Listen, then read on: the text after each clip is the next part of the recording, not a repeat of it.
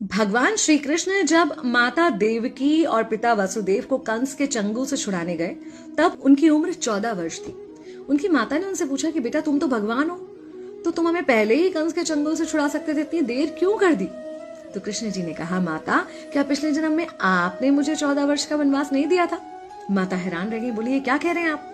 तब कृष्ण जी ने बताया कि पिछले जन्म में मैं राम था और आप थी माता कैकेयी, और आप ही ने मुझे 14 वर्ष का वनवास दिया था, और कर्म फल से कोई नहीं बच सकता माता, इसलिए आपको 14 साल का ये दुख सहना पड़ा। तब आश्चर्यचकित होते हुए माता ने पूछा, तो फिर यशोदा पिछले जन्म में कौन थी? कृष्ण जी ने बताया, वो थी माता कौशल्या, जो 14 साल तक अपने पुत्र से अलग रही थी। उन्होंने उस दुख को सहा था, इसलिए इस जन्म में 14 साल मैं उनके पास रहा और मेरे साथ रहने का, माता और पुत्र के प्रेम का सुख उन्हें मिला। कहने का मतलब यह है कि कर्म फल से ना उस युग में कोई बचा था, ना आज कोई बचेगा।